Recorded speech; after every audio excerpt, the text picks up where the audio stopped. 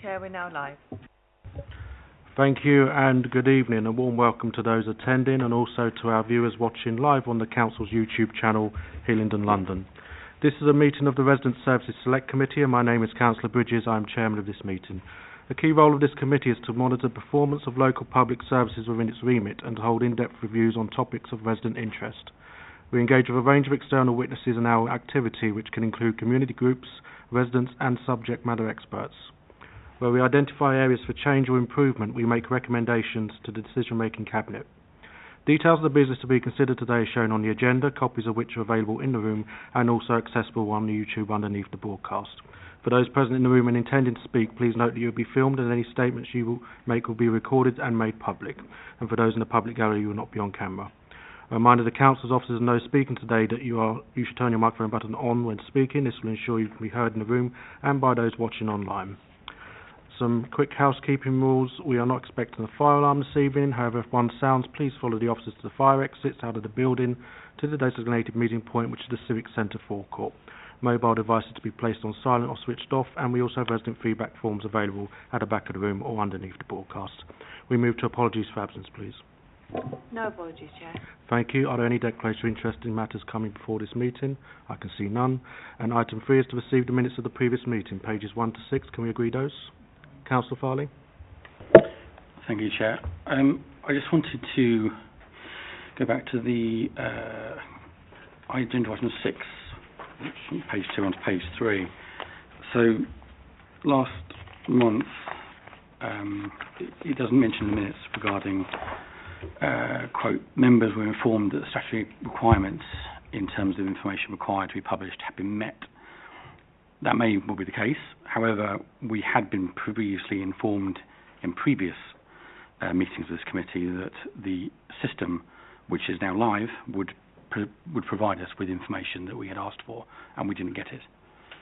So I just wanted to make sure that that was noted. Thank you. Happy to note that. We'll take that outside of the meeting with Liz and Democratic Services. Is that agreed? Thank you.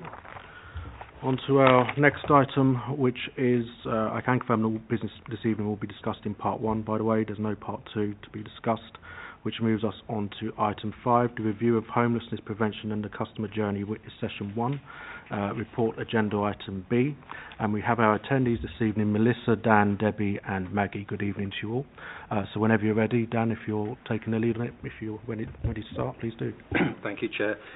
We'll introduce ourselves, say a little bit about our role, and then I'll give a little bit of context, and then I'll hand over to colleagues to walk us through specific aspects. So I'm Dan Kenny, the Corporate Director of Central Services, and I have oversight for all of housing services, but working very closely with the corporate management team, particularly the Corporate Director of Place, where we have some responsibilities for our housing landlord service as well. So if, for no particular order, if I turn to my right, Melissa.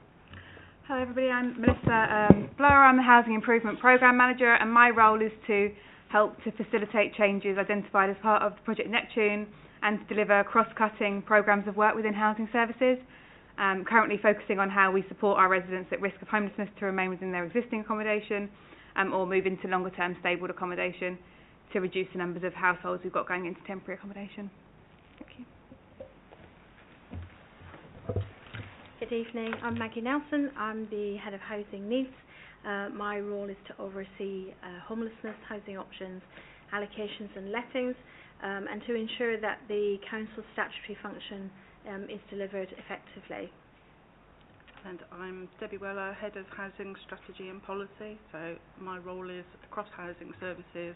I get involved with housing strategy and policy development, understanding the kind of challenges that face the borough, identifying priorities, putting plans and action plans into place. Also get involved a lot with funding applications and those sort of things as well. So if I'll set the scene, so a little bit of context, and I know the report to committee in January set out some of the numbers, so I'll just sort of remind everybody on some of the sort of challenges we face. I'll then ask Maggie to give an overview of the homeless pathway, the pathway that our residents work through when they're faced with homelessness. So Maggie will give the sort of stages and what we try and do to help our residents prevent that homelessness. and then I'll ask Debbie to say a few words around the partnership and strategy aspects, because a key part of trying to resolve homelessness or prevent it at a very early stage is actually working with a range of partners in the borough as well. So, quick reminder then, and I know you would have seen some of this information from the report in January, but like most councils with housing authority responsibilities, homelessness is one of our pressing challenges at this time. We've seen a 27% increase in homelessness demand, and in practical terms, that represents 100 homeless presentations every single week from all manner of different situations. But the most common demand that we see is evictions from private rented accommodation. That accounts for about 27%. And then family and friends evictions, 24%. And the rest are a mixture of much smaller numbers, but can include former asylum seekers now being granted leave to remain, looking for assistance with accommodation. It can also include those who are leaving the prison service and other situations as well, which are unique to the individuals. I think the kind of compounding points really for a number of local authorities, particularly in London, is that we've seen at the same time an increase in demand, a reduction in affordable housing supply. Now, years gone by, in better times, if I can put it that way, a significant element of our strategy to reduce homelessness demand was to secure alternative accommodation in the private rented sector, which we would offer families who are facing eviction from, say, their private rented or a family and friends eviction, or if they were placed in temporary accommodation for a short period, this would help them to move on and resolve their homeless situation. The challenge we all have now in London is that really over the last 5 years we've seen a 41% reduction in the availability of affordable private rented accommodation. So much so that typically now just about 5% of all private rented accommodation is available for rent at the local housing allowance or benefit rate levels. So just to explain that point, if we want to secure that accommodation, what we have to do is pay the difference between the benefit levels and the market rate to secure that, and typically for 2 years to resolve homelessness. So collectively, it's a kind of a compounding point, really. We've seen an increase in demand, a reduction in supply. So our strategy, though, is very much to focus on prevention, early intervention, early conversations. What can we do to negotiate with landlords and family? And Maggie will say a bit more about that in a moment. We're also looking to boost our supply. Now, in budget setting recently, we have an increase in our budget to acquire 500 new affordable homes over the next 3 years, 300 this next financial year. That's significant compared to many other boroughs. There aren't many other boroughs who are investing that heavily. A key element as well of our strategy has to be to try to increase supply from the private rented sector that has a fast and viable alternative to homelessness. So again, and Debbie will say about what we're doing to work with partners to try and increase that supply, whether it be through voluntary sector or through private landlords as well. And I think finally, just in terms of the customer experience, we are investing in improving our systems and processes. We are at the moment looking to introduce a much improved front end for our customer experience, linking to an existing system that we've got for choice-based lettings as well. So it will mean that we've got improved information and improved customer experience as well. So we're looking to go live with that over the next month. But rather than me do all the talking, I'm going to ask Maggie to walk us through the pathway from start to finish and what we try and do during that pathway to prevent homelessness. And Debbie, as I said, will then walk us through the partnerships that we have in place to try and boost that supply and support us in what we're trying to achieve. Thank you. So what I'll do is if I start at the beginning of the whole process and walk you through the various stages of as what happens as though you were a customer who was coming to us for assistance and some help with housing and homelessness. So initially what we would do is the customer would approach, usually directed via the website, and on the website there's links to various forms and information. Once they decide that they need to get some actual help from us, they can complete a form which is online, and that is submitted to us.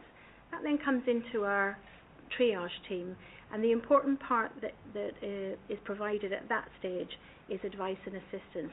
So I would say that it's essential to say that the advice and assistance and the prevention elements are the two first foremost things that we need to look at. Some people don't need our assistance to get accommodation. What they need is advice on their housing situation, or what they need is advice on issues they're having in their private rented property. Perhaps they're having disagreement with a landlord, or there's other issues with neighbours. So we are obliged to provide advice and assistance, and that comes first. Once we've done that, we then decide whether, looking at their whole circumstances, do we need to take this forward to our triage team with a view to assigning it to a case officer who can then give more detailed and in-depth support. The triage team will assist the customer to complete the assessment in terms of asking them, what is your situation in terms of homelessness? What do you need help with? What other issues do you have in your household? What's your family composition? And all of that information is provided to the triage team. And once they have that, they can then determine what documents are required. So from the legislation point of view, we need to have certain documents because obviously the tests of homelessness are eligibility, homelessness, priority need, intentionality and local connection. And in order to look at all of those things and assess somebody's situation, we need to first of all ensure that they're eligible for assistance. Those that wouldn't be eligible would be people who are subject to immigration. People who are no recourse to public funds, or people who have limited recourse. And we would look at those and then determine where we go next with that. So the first thing we would look for is eligibility criteria. So visas, leave to remain, passports, birth certificates, all of those kind of information. That would all be uploaded onto the case file for that individual household. Once all of that information is collated, the case is then assigned to a single case officer whose responsibility it is to take that case through all the stages of the Homelessness Reduction Act 2017. And that starts at prevention. Prevention works from a point of view that wherever you can prevent, obviously it saves time, it saves stress for the customer, it saves money for the council, because you don't need to provide temporary accommodation. But initially it's about ensuring that wherever we can, we intervene as early as possible. Sometimes prevention is a very simple matter. It's a very small intervention that's needed. Something as simple as a negotiation with a landlord over the phone. There may be an issue going on that we don't know about. Landlords often issue a Section 21 notice. They don't have to tell us why they're wanting their property back. They're not obliged to do that. But we will contact the landlord in any event, because sometimes we can help to resolve it, and then that's preventing them from losing their accommodation household. They can stay in that accommodation, and that would be a prevention. If we can't prevent, because for whatever reason the landlord absolutely needs the property back, either for himself or his family, or he wants to sell it, and we're seeing quite a lot of that now, then we need to look at the relief stage. So the case would go into prevention if it was preventable and we were working on it. We have 56 days to do the prevention successfully. If we get to day 57 and we haven't prevented that family from having to leave their accommodation, the case then goes into relief stage. And again, we have 56 days to work with the family in the relief stage to try to relieve their homelessness by helping them to find alternative suitable accommodation. In that stage, we would provide the family with, again, advice and assistance on various things like what the local housing allowance rates are, how they can find properties in certain areas, who they may contact, websites, etc., that they might be able to look at for finding suitable private rented accommodation. The case officer will work with them to do that. If the family is deemed to have what we call a priority need for temporary accommodation, we would offer them temporary accommodation at that stage. Now, some families, particularly very large families, and if I might give you an example, we've had one of these literally today, where we had a family of 8 and they're in a privately rented property. Their landlord has issued Section 21 notice. They now have a possession order. Their bailiff's warrant is not until the beginning of April. That gives us a number of weeks to try to relieve their homelessness by finding alternative suitable accommodation for them. If we were to place a family of 8 into temporary accommodation, it would be very expensive. So what we would sometimes do is ask the family, what do they want to do? And it's often the family's choice as to whether they want to stay in the property until the bailiff warrant stage, or they want to go into temporary accommodation. That's a choice that they can make, and they are entitled to say, no, I want to have temporary accommodation now, and in that case we would provide it. But for example, in the example I'm giving you, the family of 8 today, for example, it would cost us a lot less for us to say, we will pay any court costs involved for you to stay until the bailiff's warrant, because the family are able to stay in the home that they've been living in for however long and that their children are used to living in. They could be much more comfortable in that property, and they're not having to move very quickly into temporary accommodation. And we would offer to do that, and that's a way of us helping to relieve the issues that are going on, helping to relieve the stress of the family where we can. Not everyone wants to do that, but sometimes a large family do want to do that, because obviously once they go into temporary accommodation, the property that they get temporarily may not be as large as the one that they're already in. Once they're in temporary accommodation, and we do all the relief stage, and that includes things like we would help them to try to find property that was suitable for their family size in the area that they needed. We would also look at our procurement team, who would help to secure private rented sector accommodation. They help to secure accommodation across the country, and sometimes we have families who will say, I have family members in another area, I would like to live there, can you help me? And we can help them to find accommodation in another area. In some situations we offer accommodation in another area anyway, where a family is either benefit capped or they don't have any particular reason that they need to stay in the borough, and it's cheaper for them to be out of the borough, because we are also obliged to look at affordability. We're not able to offer a property to someone if it's not affordable, so we have to ensure that it is affordable.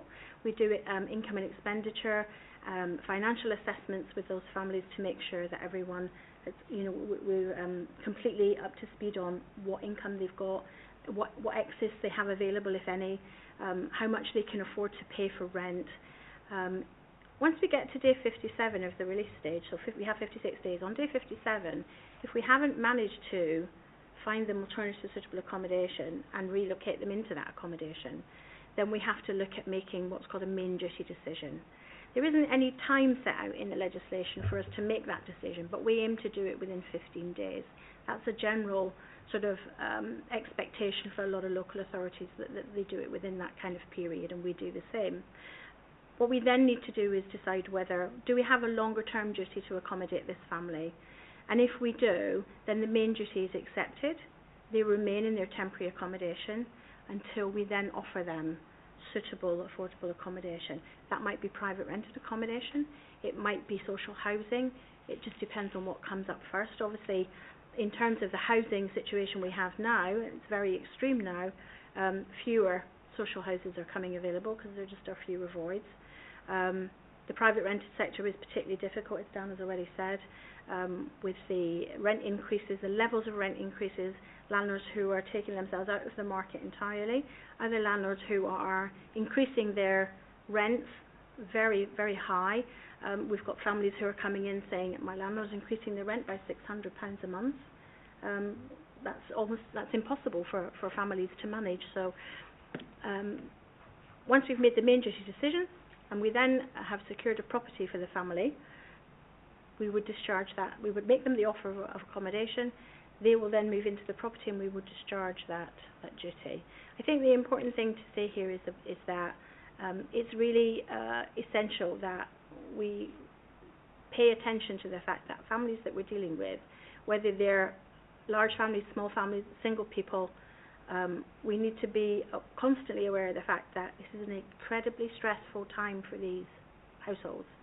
When you don't know where you're going to be staying and you have children, it's extremely stressful, and we're constantly trying to put across that level of empathy so that we can ensure that we're offering the right things at the right time to households, and they're getting the right support.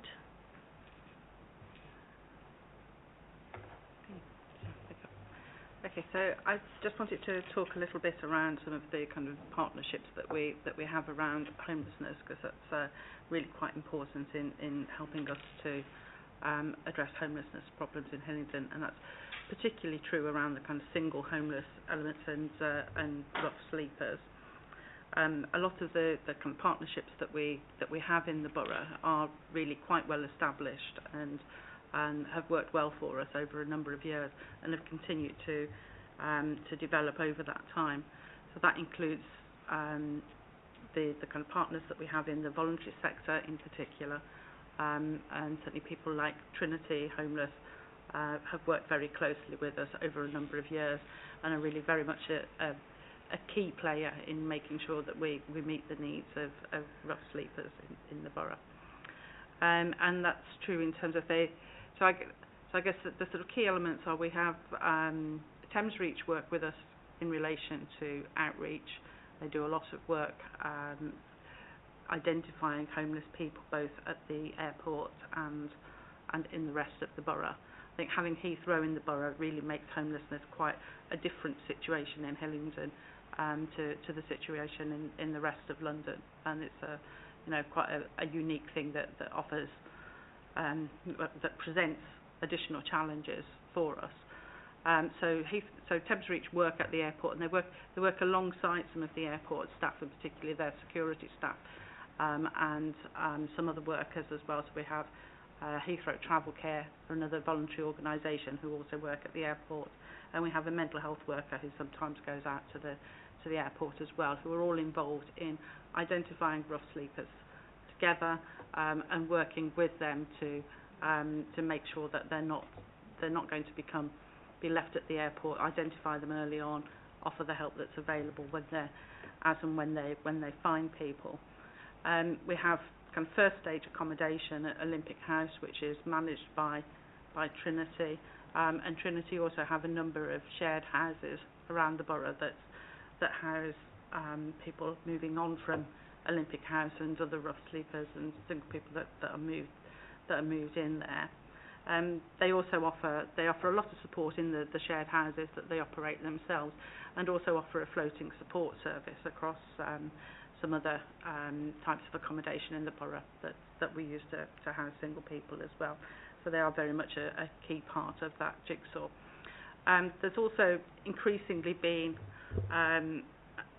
the kind of partnership has sort of developed around the sort of health aspects associated with rough sleeping.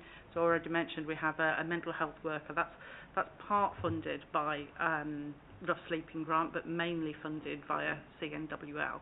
I should mention actually that the grant funding around rough sleeping has been very significant in Hillingdon over a number of years now. Currently runs up to the end of 25. We're not sure what will happen after that, because obviously we'll have a new government of one sort or another after that date. So the funding will need to be, I expect, I mean, hopefully some funding of that type will continue. Maybe it'll have a slightly different flavour to it than the current grant regime, but we would hope that there will be some funding that will continue that, because it is quite significant in funding the kind of homelessness, some of the homelessness services around rough sleeping at the moment. So we have so some of that funding funds the mental health worker. We also have a lot of support via Arch around sort of drug and alcohol, and there's some grant funding that goes into that as well, which is actually a separate pot of funding. So those services have kind of developed in that way. I think I'm going to go on to talk about the kind of homelessness strategy a bit. So homelessness strategy itself is a statutory document. It's a 5-year document that needs to be renewed at least every 5 years, although it could be more frequently. Our current document kind of runs to the end of this calendar year, so we're actually in the process of starting to look at that document again and review that and get a new document in place. A draft should be kind of available probably around the sort of autumn this year. And a lot of the work that we've been talking about so far, some of the kind of changes that have been going on around Project Neptune and the work around the commissioning plan, are things that will feed into that document. And the kind of challenges that we've talked around are all obviously some of the things that are going to be sort of key influences on where that document goes. As Dan's mentioned, there's a very big sort of focus around prevention, and I think we'll need to sort of work with our partners as well to sort of understand, perhaps in a bit more detail, some of the kind of issues that we need to be taking note of to build that up. We had actually one of our partnership meetings this morning, and a kind of key thing that was being talked about in that meeting was how the sort of issues around autism and ADHD are quite significant among homelessness, particularly rough sleeping people. And it's something that I think has really not been recognised properly within the kind of homelessness world at the moment. So, for instance, there's a chain database across London that collects all of this sort of information around rough sleepers, and that will include things around kind of various vulnerabilities. So it includes information around, you know, whether there's sort of drug or alcohol abuse involved, whether there's mental health issues involved, whether people are ex-offenders, whether they're ex-care leavers. But one of the things that doesn't ask about is whether there's any issues around ADHD or autism. That's something that actually we really do need to start to sort of pick up on a bit. So that's one of the kind of, I think, new things that will need to sort of come into the homelessness strategy. And yes, so that review will sort of take place over the next few months. We'll be working with partners to sort of build that up, identify the priorities, start to get that in place, and then there'll be a very sort of comprehensive consultation process over the summer, which will include working with a range of partners. Obviously, councillors will be involved as well, and various people around the other services within the council. But very much service users as well would need to be sort of involved in that and picking up on their experience of the customer journey and how that will feed into future service provision. I'll leave it there for now. Thank you very much for those very informative presentations. I will invite members' questions, and in doing so, just remind members of the 5 terms of references on page 2, which is what the question should be based around. So with that said, is there any questions, please? Councillor Gardner. Talk about advice and assistance with staff, and you talk about empathy. What sort of training have your staff had regarding empathy? Because it's all, I don't know, I mean, I know for a fact that some of the staff are judgmental. A lot of people have mental health issues when they present. And I mean, personally, I don't think some of them are treated properly. So is there a way that you can sort that out? I mean, I think, to be perfectly honest with you, I think a lot of the staff need basic mental health training. If somebody's kicking off, it's probably just pure frustration. But what sort of training things are you? Well, I hope you're planning them, but I'd like to know roughly what you're doing.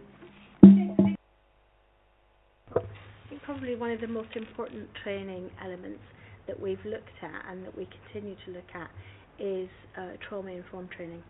So staff will get training on, there is training available, and we are looking at that. We're working with part of the London Plus work that's happening, some training that will be happening with trauma-informed issues, and what that does is it allows staff to have a better understanding of different issues.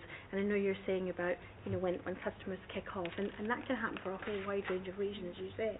Sometimes it's not about the stress, etc., although you can imagine why it should be and could be.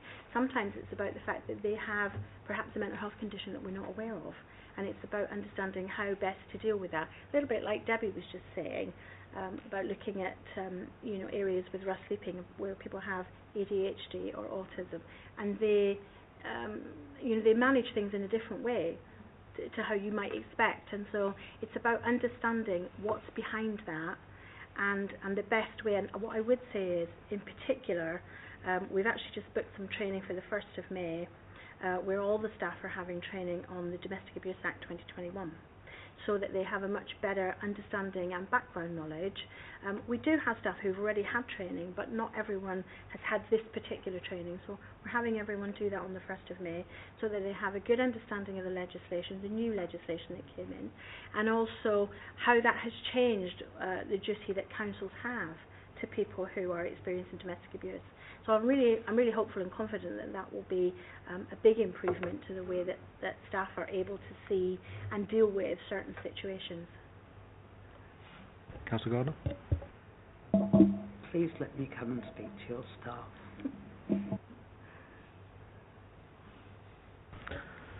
Okay. Could you just provide some clarity on case officers? Can a resident expect to have the same case officer from start to finish in most cases? And what's the contingency plan if that officer is absent or gone ill or whatever? I would say that I think there was a time when they would have the same case officer from start to finish, but I think that was that probably it came to a slow halt a number of years ago, and that's for a range of reasons. At the moment, we have the situation with the housing crisis and with the economic crisis and the cost of living, etc., that are creating all kinds of issues. I would say that started to change when the Homelessness Reduction Act 2017 came into being, because that expanded the periods of time and it expanded the statutory duty that we had. Although local authorities usually all did prevention of some sort previous to that, the introduction of that act made prevention and relief a statutory function, which it wasn't before, and so it set out those timeframes within the legislation. That meant that it gave us more time to work with people, but it meant that there were more people that we had to pick up as a duty sooner than we would have picked them up. And whilst that sounds like it's a really good idea, and it is, it does sometimes lengthen the process. And what we then found was that there was, and then of course we had the pandemic, and then there was a lot of changeover of staff and a lot of people changing jobs and moving. Certainly I know that I've seen quite a number of staff, not necessarily in Hillingdon, but who have decided to leave housing altogether and have moved away and did something else since we had the pandemic. It's kind of changed people's perspective of life a lot, I guess. And so what we now have is, because of the increase of the income of cases, and as Dan said, that's across the whole of London, it's across the whole of the UK, but obviously it's particularly high in the London boroughs. Is that there is this demand for staff to be in to cover all of this, and the difficulty with that is that it often means that staff move around. So you may have someone who is assigned a case officer. That case officer works with them for 6, 8, 10 weeks, and then something occurs, and either that officer goes away on leave, or they move to another local authority. And then we need to reassign the case to someone else, and that's really unfortunate because it creates a lack of consistency, which is not helpful. It's not helpful to the customer at all, and it does create an issue. But we try as much as we can not to change case officers. So sometimes we also get where a customer might say, I want to have another case officer, and as I said, we try not to change case officers unnecessarily. Sometimes it's necessary to change the case officer in any event. So unfortunately, we definitely don't have a situation where the customer will have the same case officer throughout the entire time. Sometimes they do, but not as often as we would like. Thank you for that. And on that assumption, I suppose there's a heavy reliance on our systems and technology to make sure that all that information is passed over to whatever members of staff take on the case from there on. That's interesting. Councillor Gohill. Thank you, Chair. Question for you, Maggie, please. This is about the 56 days that you were mentioning. If, say, you get into that second period of the second lot of 56 days and you find them an offer, and once you've found them an offer, is it a case of accept it or you go back looking, or is it accept it and here I'm going to sign off on this?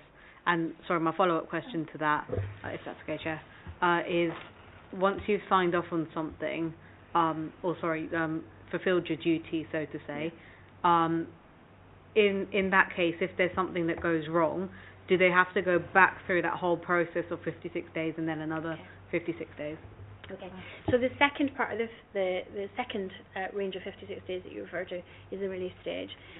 If we provide somebody temporary accommodation, and if we manage to secure an affordable, suitable property for them, we can make them an offer of that property as being their offer, if you like. And the legislation requires us to make one suitable offer.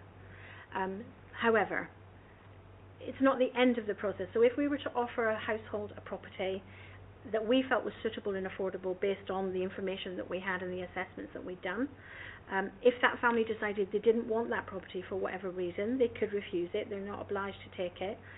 That would create a discharge of the relief duty. However, at that stage, the customer does have the right to request a review of that decision. So we would say, okay, we're discharging our duty because in our opinion that was suitable and affordable for you and for your household, but if you don't want to have it, you have 21 days now to request a review of our decision to discharge that duty, and then that review will go to the independent reviewing officer, who will look at the entire case and see what they've been offered, see why they're saying they think it's not suitable or they don't want it, and decide whether to uphold or overturn the decision to discharge the duty. Let's say in that instance, I can imagine that probably happens quite a bit, maybe. I know there's like a tightness of housing, but people still want choices and whatnot. Mm-hmm. In that case, if they then, if the independent reviewer has a look through, etc., and then what kind of happens after that? Is that first? And let's say they say the initial housing is suitable for them. Mm-hmm. Is that still an option to them after that whole process? Quite often it's not, and the reason I say that is because it's very difficult to hold that property open for that length of time. Once it goes through a review, for a review process, again it's a further 56 days. That doesn't mean it has to take 56 days, but we have 56 days to do it within. And sometimes it does take a long time. It depends on what other information needs to be collated. So it may be that the household has said, well we have a certain medical condition or a mental health condition in our family, it's not been properly understood, or we've not provided certain information. We can provide it as part of the review and it can be considered then. That may require the reviewing officer to contact medical consultants or mental health practitioners to get additional information. It just sometimes depends on how quickly they get back, which is why we're given the 56 days to do it in. If the reviewing officer upholds the decision and says, yes, this was a suitable property, then the duty is discharged, and they then need to find their own accommodation. That does mean that if they get their own accommodation and then they lose that, they do begin the process again. However, if the reviews officer overturns the original decision and finds for some reason the property is not suitable, and that may be because there's been additional information that was not provided sooner we didn't have, or new information, then they would overturn the decision, the family would remain in temporary accommodation, they would get another offer in due course. Councillor Punja. Thank you, Chair. I just wanted to kind of ask about accountability, because we've talked about a process here, and following up from Councillor Bridges' question around the officers and the remaining of officers, at which point does the accountability take place in terms of if people are meant to call at a certain time and they don't call at a certain time, how is that logged and reviewed? How is that followed up? How are, at each point of that kind of process, how is accountability taken place? Because it feels like it isn't in our experiences, and I want to kind of think that if we have got a system and process in place, accountability needs to be at every single process. I completely agree with you. I think accountability absolutely needs to be there. And I think that for me, the expectation is that every officer is accountable from the very beginning for everything that they do. Not only for the decisions that they make, but for getting back to the customer, for ensuring that the case file is kept up to date effectively and accurately, that everything is added to the case file at the right time, that the information that the customer provides is included within that. And so there is accountability across all of that from the very beginning. That's the expectation. Officers who manage the caseload will have a senior officer, and that senior officer is responsible for carrying out quality assurance checks on a regular basis, randomly on their cases, and for also conducting one-to-one meetings with the individual officer on a monthly basis. And so any issues that come up, things like you were talking about where there may be a situation where an appointment's missed, or a phone call doesn't happen, or there's issues being created, the senior officer will raise those in the one-to-one with the case officer, and will set out an action plan of what needs to be changed and how that needs to be corrected going forward. Councillor Punja. An observation, could that kind of accountability, the lack of accountability in certain spaces, I appreciate there will be one-to-ones, but could it also be an acknowledgement of an overload of casework for housing officers that end up with the the mismanagement or the lack of information being transferred because you're going from one appointment to the next appointment and you're kind of missing things off. I just kind of, if we're going to do this, we've got to be honest about the things that we're doing. So I just kind of want to ask that question really of kind of like, is there an overloading of casework? I know that there was a recruitment of more officers coming in. I don't know how successful that has been. But for me, in having had kind of these going into meetings with housing officers, I really worry for the mental health of housing officers because they are dealing with stressful cases continuously. They're having to deal with challenging cases. They have to take on the load of what is going on in the world outside of them. And so it kind of can show up in various forms, which is why I bring up accountability.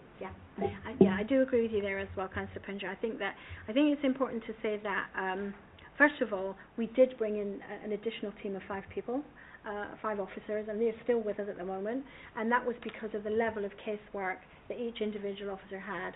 We had officers who had in excess of 100 open cases, and that's not manageable. You can't be effective in 100 cases all at the same time. So what we did was we brought in the 5 additional officers, and we skimmed the oldest cases away, and we gave them, so they took about 450 cases, and they've been working on those cases, which reduced the number of cases for the officers to relieve that level of pressure, because as you were saying, it is a lot of pressure. And I think it's fair to say as well that working in homelessness is a particularly difficult and stressful role. And part of that is about some of the situations that you deal with. Obviously, you're not dealing with it as a case officer, but you're hearing it, and you're having to assist that customer with it.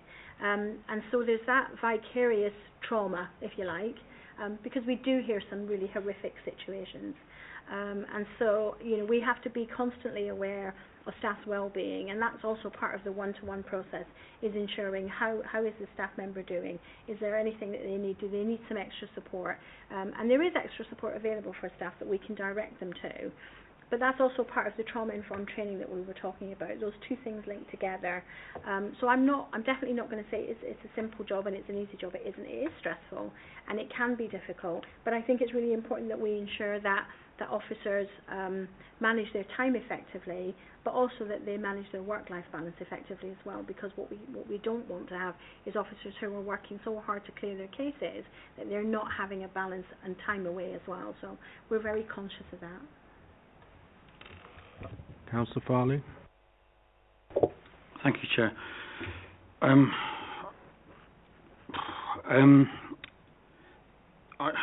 The thing customer just is bugging me. I just don't know the phrase in the context of this, but it is what we're using. Minor thing, sort of following on what's been said already, I'm assuming exit interviews are being done with people that are leaving to find out why that is happening, if this, to support the things you're doing to help them or help you people come in. Going back to the beginning of the process, you said that people are directed to the website. If people are presenting in person, so rather than a phone call, if they can get through, if they're presenting in person, that's someone's going through that on with them online, or are they expected to fill it in themselves? And also, the report mentions about contact within 48 hours from the submission of their application. Have you got statistics as to how guaranteed that 48-hour period is, or whether or not if we're meeting it on a regular basis? I don't have the statistics with me now, but I can get them for you. I can get you some stats on that. And certainly, people are directed to the website purely because there's a consent form that they need to complete so that we can make the necessary inquiries. That said, if someone was homeless today, they can come into the Civic Centre today and say, I'm homeless tonight, and they will get seen by an officer. An officer will meet them, will find out what their situation is, will do what they can to advise them, to assist them. So somebody who needs accommodation tonight can do that. We also got the out-of-hours service for outside of office, normal office hours, and weekends. But certainly, I think we do. If I'm honest, that is a difficulty where not everyone is 100% okay with doing online stuff, and I appreciate that.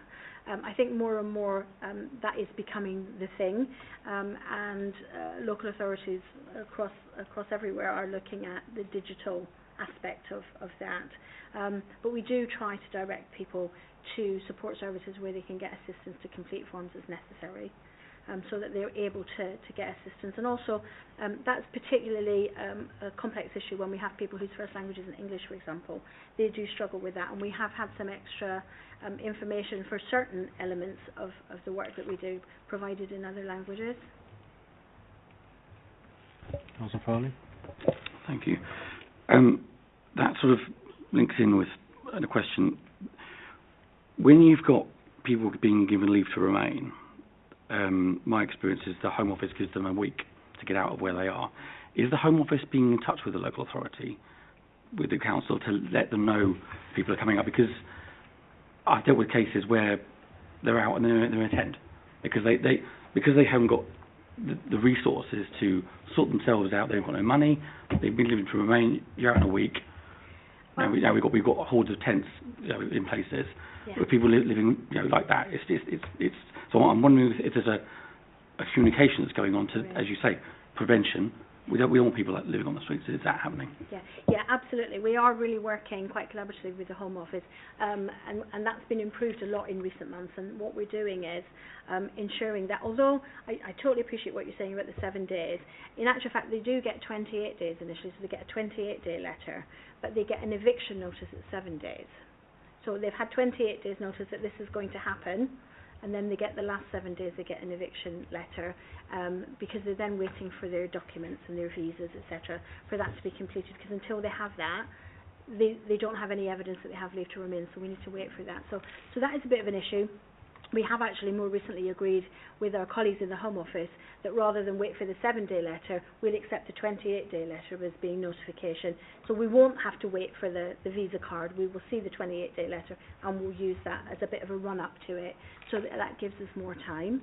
For families, it's a bit less difficult, but for singles, it can be very problematic, in as much as not everyone who is granted leave to remain will have a priority need for emergency accommodation, and so that's what we're having to kind of work our way through at the moment.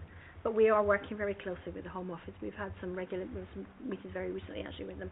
We've had a whole conversation about having staff go and visit the hotels and where people are, give it extra advice, etc., so that we're getting information out there to people, and that's been part of the way that we've dealt with the influx into the reception area as well, because there was a period of time where the reception area was just absolutely swamped with people, purely because we were getting so many coming all at once, and we had to find a way to manage that so that we were able to deal properly with people as they came in, and that was part of the work that we did with the Home Office.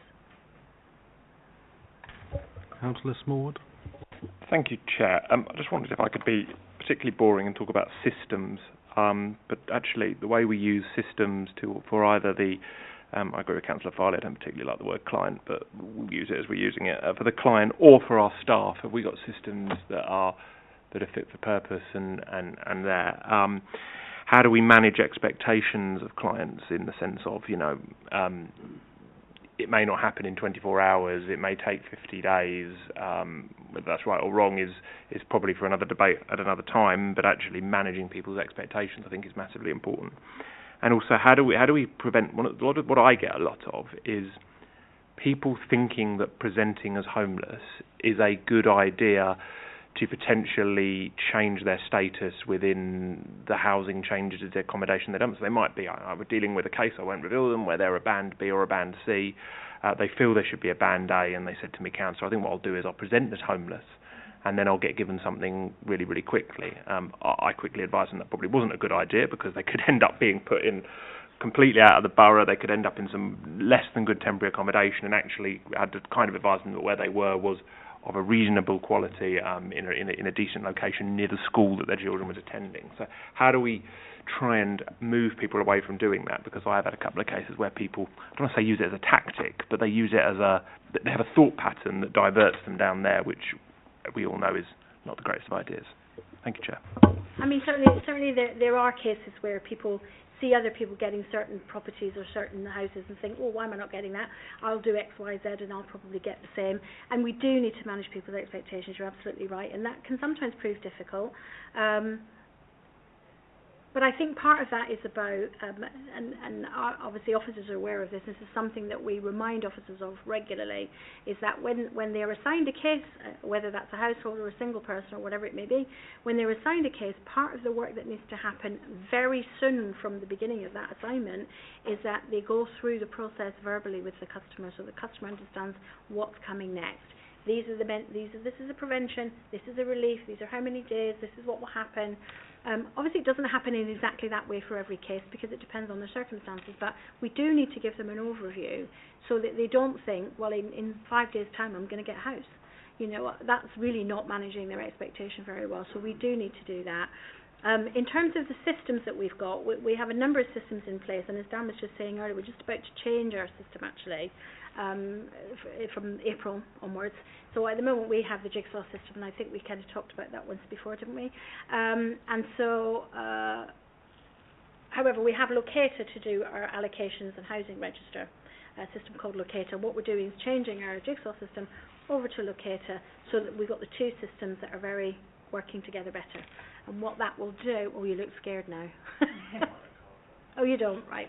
Okay. Oh, perhaps I said the wrong thing. But anyway, the reason that it's being changed is because there are certain things that we need the system to be able to do, particularly in the extraction of information and data, that the system that we currently have is not as good as we would like it to be. So we are changing that over so that we can have an improved situation with that. Councillor Smord for the follow-up. Just to remind everyone, we've come up to an hour now on this topic and we've got other items to look at, so I'm going to close it in 10 minutes. So if we can keep the questions and answers more brief, that would be appreciated. Thank you, Chair. Maybe I'll save my comments about the need to build affordable housing and support affordable housing for another meeting, because I think we're going to be able to talk about that a lot throughout this. I just wanted to... I saw the presentation about Licata here, and whilst it doesn't fill me with dread, it didn't fill me with heaps of confidence either. You know, we still have situations where people will receive a letter saying they're on a band and Licata will be saying something else. You know, those base things are, I think possibly as part of this, maybe it doesn't have to be here, we could actually have a presentation again on how the homeless prevention will fit in with Licata and how that is actually going to work, and so that we're happy it's fit for purpose. Because there's not been many things that have come to this committee where I can't say I was hugely disappointed, but I wasn't sort of jumping from the council rooftops with excitement when I saw it. So could we possibly have that, Chair, like a presentation on how this, it's a boring techie thing, but actually, as Councillor Bunge said and others have said, it can help staff manage their time better, it can provide live information for clients, etc., etc. So I just wondered if we could possibly do that, and I don't know whether Dan wanted to come in as well. Thank you, Councillor Smord. I'm definitely happy to support that. I think there's a heavy reliance on the system, so it's only right that we look at it as part of this review. Dan, did you want to comment? Yeah, thank you, Chairman. It's just in response to the sort of systems point as well, and systems. You're right. I mean, we're obviously Cabinet have invested and agreed a plan to invest heavily in improving our systems and our digital capabilities, and combined with a whole range of other programs. The one I just wanted to sort of just touch on as well was systems and data. And actually, one of the things that the improved systems will help us to do is to drill down much deeper into the data, the patterns, rather than case by case by case. Where are we seeing patterns of presentations? Because then it allows us to take a much more proactive, preventative approach. So, for example, I'm sure this may not be the case, but there may be patterns in landlords who are serving evictions. And so, actually, let's be proactive. Why are you doing that? Do you want to work with us? Let's be a partner together. So, without that intelligence, we don't know what's going on. So, the systems are actually about, I suppose, equipping us and empowering us to actually take a much more intelligent, proactive approach. And equally, it will allow us to then monitor the pathway, outcomes, cost along that pathway. Are we working more quickly enough, etc., etc. The other side of the data that I'm really, really quite keen on is actually, and it's about the programme, the sort of stage of the programme that we're just about to commence, is actually using complaints to drive improvement. So, again, it's a key part of the Housing Ombudsman's remit. And we want to actually draw on the experience using complaints to work out and understand better the customer experience, and to use that to inform training and improve our communications and so on where we need to. And that could include, of course, how easy is it to submit an application, and how quickly do you get the advice, how confident you are, and so on and so on. And whilst you're working through the process, resident, are you being informed, are you being updated, what are your expectations, and so on. Because I do think, to pick up your point, Councillor, managing expectations at a very early stage is quite important, and both in the information on the website, but also through conversation as well. Councillor Farley. Thank you, Chair. Dan, you've sort of gone down a track that I was going to come on to in terms of the housing,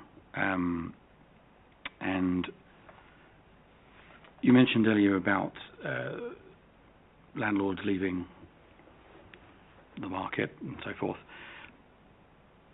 Obviously, there's things that we, broadly speaking, we would be aware of, mortgages, etc. People don't want to.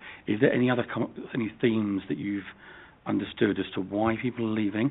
And the follow-up to that is there scope, because you mentioned about the council looking to purchase properties, is there any scope where the landlord is looking to sell the property that the council can step in and acquire said property if it's appropriate to do so? Is that an option, and is that being looked into seriously? I mean, certainly in terms of acquiring properties, we're looking at a whole range of different options. Speed is obviously of the essence. So, in fact, there was a conversation with Cabinet members today about our programme and what the options are. So certainly year one of our 3-year programme, we will be, with that sort of speed of the essence point, we would need to purchase directly, which will be schemes which are maybe brand new and are close to completion. We also purchase street properties as well. I mean, one of the balancing points that we need to be ever so careful about, if I can be candid, is that we need to be careful that we're not triggering homelessness. Landlord thinking, oh, I've got a property to sell now, I'll evict these people, vacant possession, and so on. So we are, just to be, for the avoidance of doubt, we won't entertain that, because that's not our business. But certainly, if a landlord has, long-standing empty properties, some are, for all good reasons, some are actually looking to retire from being a landlord and thinking, well, I've got 5 properties, I'm maybe thinking about selling the portfolio, when they become vacant and so on. So sometimes there are opportunities like that, but certainly we don't actively contact landlords and say, are you looking to sell? Well, that wasn't what I was suggesting, was whether it was appropriate to do so. It was, I'm not suggesting we go around buying more properties here left, right and centre. It's where it was appropriate for that to be done. I'm just conscious that we are also looking at the service, and I would like to support the chair with regards to the systems visibility and what is being used. So if that is Jigsaw, Locata, whatever it is. Yes, we have seen Locata. It was very informative, and thank you for the presentation you gave on that. But any other systems that we should or need to understand as a part of this review process, anything like that, we need to see how we can accommodate that in future sessions. Thank you. Councillor Punja. Thank you, Chair. I just wanted to kind of get an understanding around the how temporary accommodation is being used, and I just wondered whether, because we have an influx of people needing temporary accommodation and the rise in homelessness, is this keeping people in overcrowded homes because we don't have those homes available? First of all, I just wondered if that pattern has been noticed. And the other part of this whole thing was, if private landlords are exiting the market, and actually we've seen it demonstrate into the need for the loss of housing stock, basically, going in and relying on that again in terms of private housing market, what kind of a risk assessment is there attached to that? Because it seems kind of like, is that a short-term plan or is that a long-term plan? Because can this spike happen again, and therefore are we going to be in the same position? And therefore, rather than affordable housing, are we looking at social housing? Because actually we don't want to spend our public money in a space where we're just continuously meeting that gap. Are we going to be looking at places where we don't have to meet that gap as well in terms of our budgets?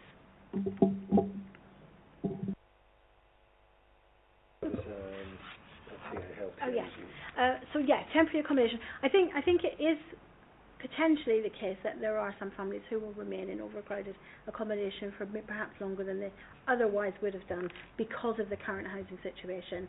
I think it's fair to say that the temporary accommodation that we use, we will always try to ensure that the accommodation is of a particular standard.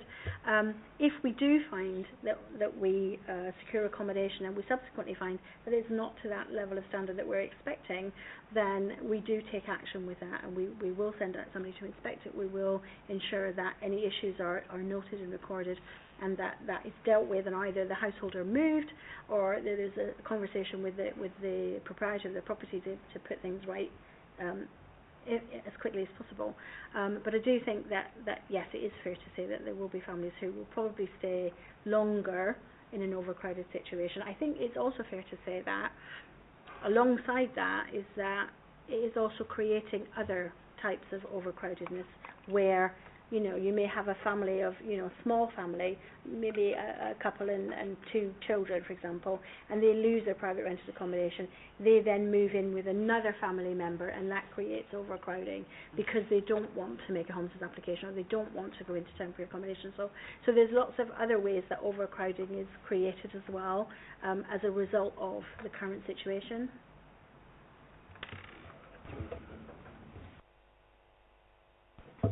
I was just going to come in on the supply side, and I think really we're kind of looking across the board in terms of supply. So to the extent that we can still manage to encourage supply in the private rented sector, we are still looking at that and doing our best to work with landlords to increase the supply that we have available. But obviously, sort of making sure that that's of a reasonable quality is all part of that approach as well. But we are also looking at what we can do in terms of social sector housing, and I think we've got targets now in the commissioning plan that are around both new supply for sort of permanent homes and new supply in terms of temporary accommodation, and we're looking at a kind of range of options where we can bring additional properties on board.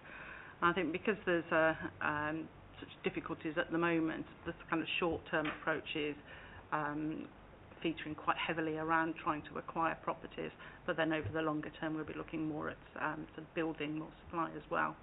And part of that is really looking at maximising what we can get from different types of grant funding that's available. So both the GLA and DLUC both have kind of programmes around at the moment around property acquisitions, and we've already kind of accessed quite a significant amount of funding through that route, and are looking to make sure that we can sort of maximise more of that in new schemes that are coming forward as well.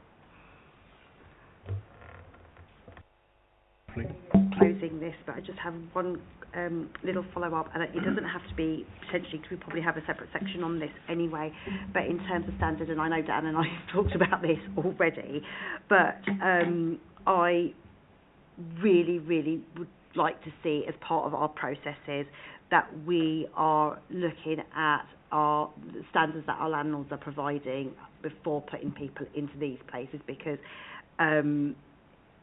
private landlords are really, they're not providing the accommodation, which they're continuously, we're getting people with full of mould, full of thick, we're going in and repairing stuff, or they're not repairing things properly, and I just think that we need to have some sort of a charter or a requisite beforehand, so that even the lettings agencies that you guys are using are actually signed up to that before they actually put people in, because we can't go out and vet everything, but the people who are actually assigned to be vetting those places are actually vetting the places, so that it doesn't come back where we're putting people into homes where then people like us are coming to you going, what on earth is happening here? Why are these people put in homes? I really, I know I keep saying every single meeting I'm going to keep on harping about this, because it is so important that's where time gets lost. That's a cost to us. That's it's just not necessary when we can put something in place that does not kind of take us down that road. I have to say, I can't really disagree with anything that you said there. I think you're absolutely right. It is essential that we make sure that we have all the properties that we provide to a certain standard, because without that, we're creating further issues. So it is something that we do need to look at the bit. And I think a charter, actually, I think you're absolutely right on that. That we can get everyone signed up to, and at least that way, we don't have the resources to inspect every single property immediately in advance of letting it. That's not doable. But we do need to look at ways that can be done, by other people that we can rely upon to make sure that is to the right standard, so that we're not having these issues of damp and mould and various other other issues that we sometimes see. We'll finish off with Councillor Gardner, please.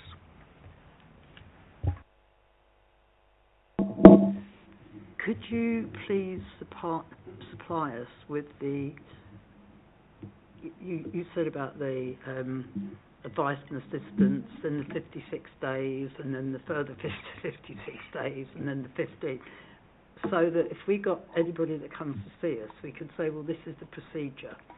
Is that okay? Can we do that, so that we... Do you want it like a little summary? You want us to do it as a step-by-step summary for you? Is that what you mean? Yes. Yeah, we can do that. That's not a problem. Thank you. Yeah. I had a number of questions myself, but I'm not going to expect answers tonight. What I'll do, I'll ask them very briefly, and if Liz can note them down and provide the answers to me outside of the meeting. We didn't seem to hear a lot of issues around the feedback from residents themselves, and I just wanted to dive into that a little bit more into detail. So at what stage do you get the feedback? Is there a feedback consultation form of any kind? If so, can we see an example of that? And also, what's your working relationship with other departments? We mentioned young children in particular, and the first thing pops up into my head based on casework is the school admissions team, because of the distance between their local school place if they're currently a resident. So I would like to know what your challenges are with other departments, if there are any. What do you think's good? What do you think's bad? What can be improved? So those are my 2 points in particular, and also draw to the committee's attention that we can do other things rather than sit here in this room. We can do networking sessions, consultations, site visits, etc. I think what would be beneficial for me personally would to be go down to the contact centre and actually experience it as someone who was going in as a homeless person, without taking too much resource and time of officers, but seeing what they would do from start to finish, how that would work if someone just turned up to the civic centre. Just talk us through it, show us the systems you're using, either in this committee or in a site visit, and I think that would be beneficial to help this committee with their review. But saying that, thank you very much for your attendance this evening. It's been a very informative session, and we look forward to working with you over the course of the review. Thank you very much. And you can leave if you wish to do so. Thank you. Our next item is item 6, the Crime and Disorder Scrutiny Safer Hillingdon Partnership Performance Update, pages 7 to 80. And we have with us this evening Richard. Very warm welcome to you. There are no external witnesses here this evening, so with the agreement of committee members, we will be going to our usual approach, where we will just go straight to questions and not have a presentation this evening. So on that basis, I will invite members' questions. If there are any, please indicate now. Councillor Farley. Thank you, Chair.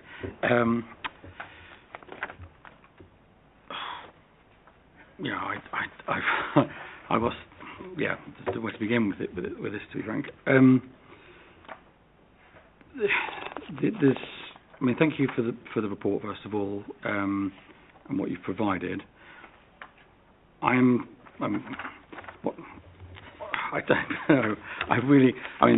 The stats I can't even work out what's going on with those, because there's things on there, which is on the pages, this page 10, 11, 12.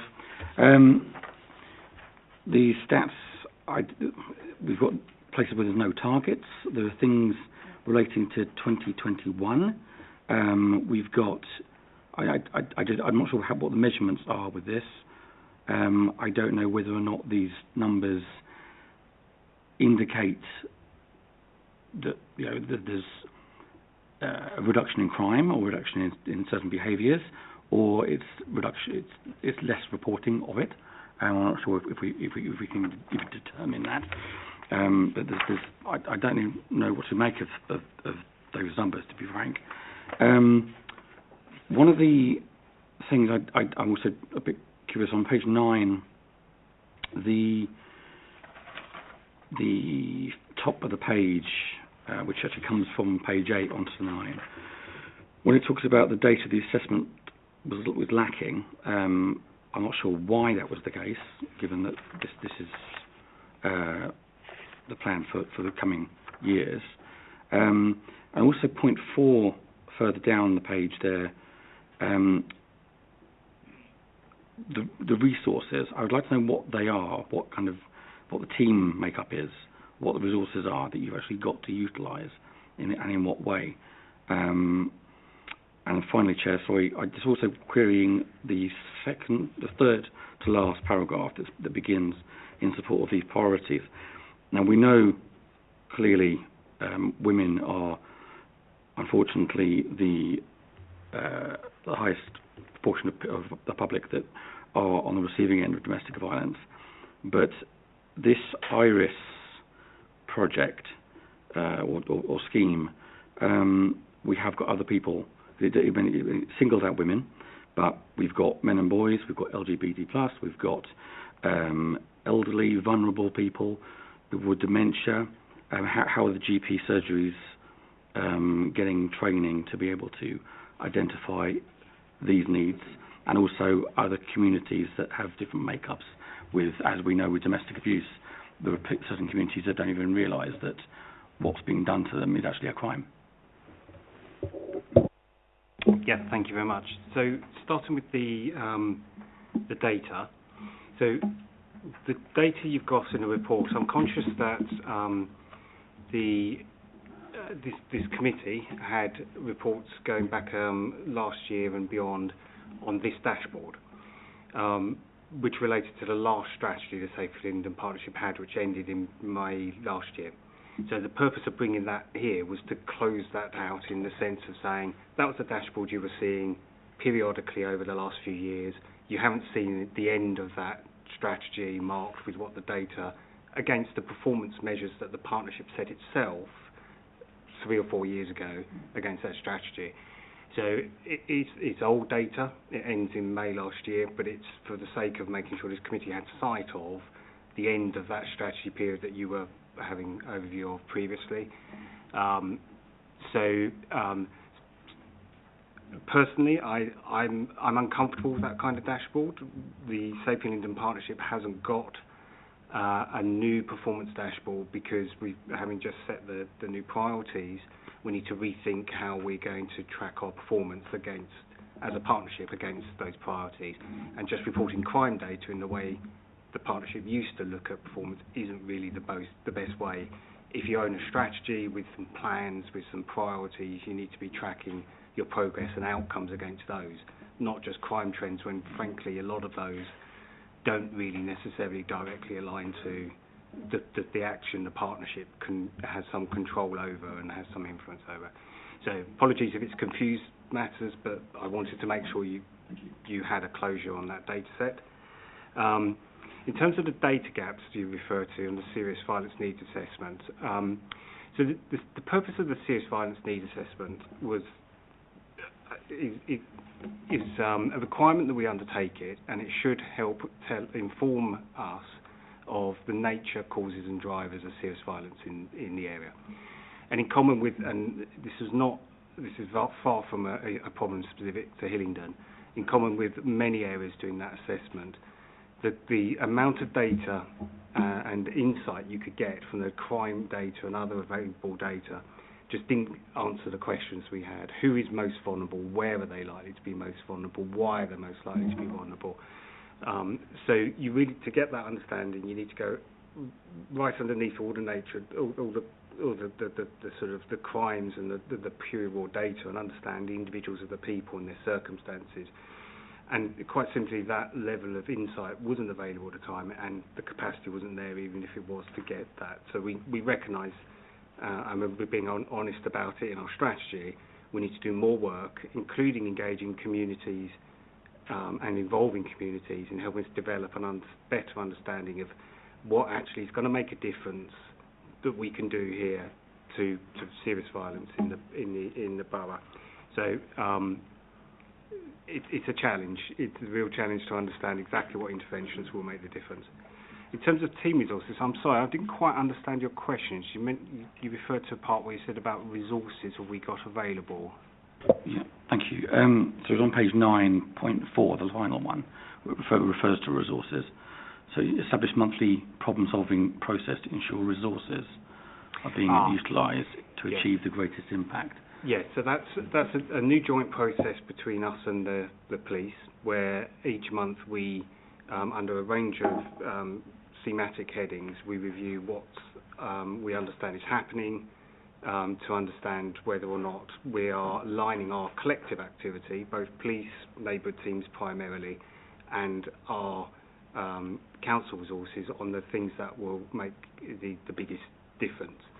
So what we've had previously was there would be police tasking processes which would look at how the police use their resources, generally across West area, rather than just Hillingdon. There was nothing specific to Hillingdon, and then the council will be making its own decisions. So we're just bringing that together so we can have a shared view and decide where we focus our collective resources, which is across the council and the police best. And in terms of IRIS as a project, so the IRIS project is about providing training and resources into GP surgeries, so they're better able, there are people within there better able to recognise domestic abuse, whoever the victim is, and know how to respond to that. We know the referrals we get from GP settings into our domestic abuse support services, the numbers are low. So we need to. So the project is about making sure that those people within GP surgeries, whether doctors or other staff within GP surgeries, are recognising and responding to the signs in a way that makes sure that anyone coming into that space who is experiencing domestic abuse has a likelihood of being identified and a likelihood of getting the right support if they are. Councillor Farley, do you wish to follow up? Thank you, Chair. Just going back to the resources thing, from the council's point of view, what are the council's resources that are being utilised in this partnership? So obviously, the council's contribution to crime disorder spans across a whole range of teams. So whilst we do have a Safer Communities team, a lot of the work we do as a council relating to crime disorder comes from different teams, whether it's the antisocial behaviour teams or it's children's services and the access team, and so it's about pulling all of those services together. So it's not just community safety sat in that meeting; it's children's services, it's housing. To make sure that we're sharing information with the police and they're sharing it with us, so we can identify where we think there's an issue. So we've only just started this process, and one of the clear emerging themes in the first meeting was around the number of things going on separately within the Hayes area that we needed to pull together to have a clearer picture and a clearer approach to that collectively between us and the police, whether it's antisocial behaviour or some business-related issues in the town centre. So it gives us the vehicle to identify whether there's strands of activity across all of the council services and within policing that need to be better coordinated, or where we don't think we're responding adequately to something we're seeing, which might be, for example, a recent trend in certain kinds of crimes in a certain kind of area. Councillor Sullivan.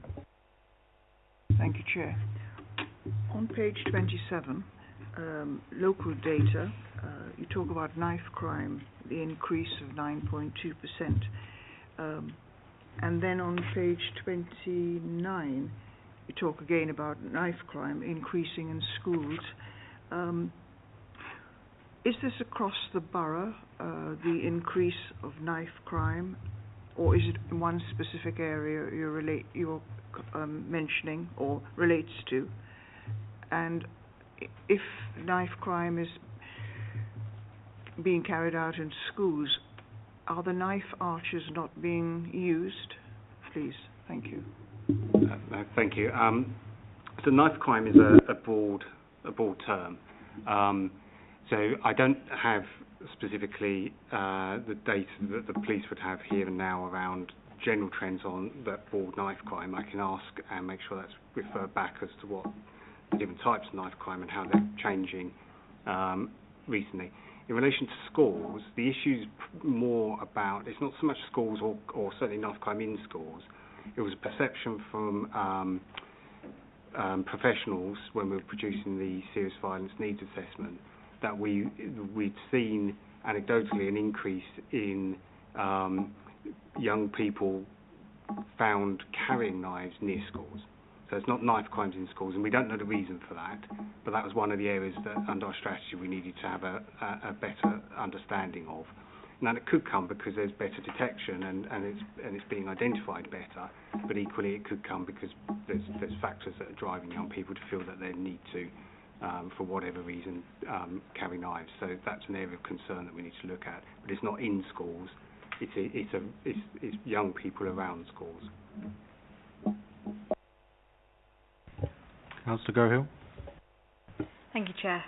My question was just kind of around the priorities. On page, I think top of page 8, it said the partnership agreed new priorities. How often are they reassessed? I mentioned because a lot of these have been the same issues for the last couple of years at least. And I know in my ward there is a big increase in theft and burglaries, both from houses and from vehicles, but that isn't kind of making a cut. And my kind of follow-up question to that is, are the reports from local ward S&T meetings being taken account into these overall borough-wide priorities? Thank you. Yes, thank you. So the partnership will review and reassess or redetermine its priorities annually. So we do there's a community safety strategic assessment that's undertaken through, it's being refreshed now, that will come together with other information late in the year for a reassessment of priorities. That assessment does include ward panel priorities. So the information that goes to the partnership includes the crime data and trends, wall panel priorities. It includes A&E data. There's a wide range of information sources. The big gap, to be honest, we've had, I think, in recent years, and we need to address this year, and we've got a plan to try and address, is we don't have enough community involvement into that process. We should hear more community voices through that process, rather than just looking at data. And we've used before scoring matrix, which looked more, it was weighted more towards volume. So things like high volume crimes might be more likely to come out as a priority, and didn't really have enough of a weighting on impact. So a low volume crime with a much higher personal impact would probably end up being lower priority than a high volume crime. So we're looking at the methods to make sure it's partly a subjective judgment and a judgment made by the representatives in the partnership, but that there is a better way of factoring in all relevant elements, particularly what might be of most concern to a community, which may not be represented in the crime data alone. So feelings of safety could come out as a priority, for example. It has in other areas, because that's what communities might want more. But that will not come out in a crime data analysis, which unfortunately is what the way the emphasis has been on in the past. So it is changing. Councillor Gardner.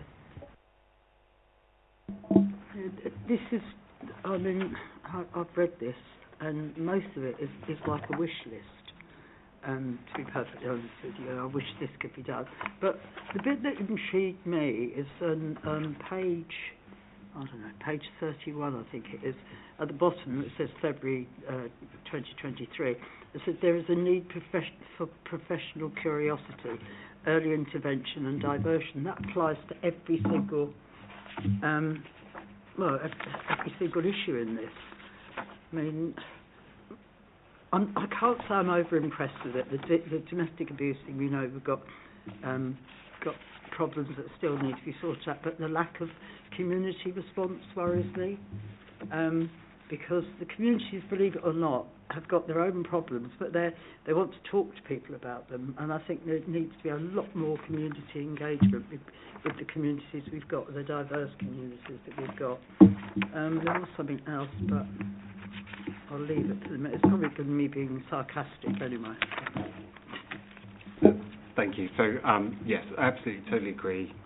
Community involvement in preparing or helping form our strategy, helping us determine our priorities is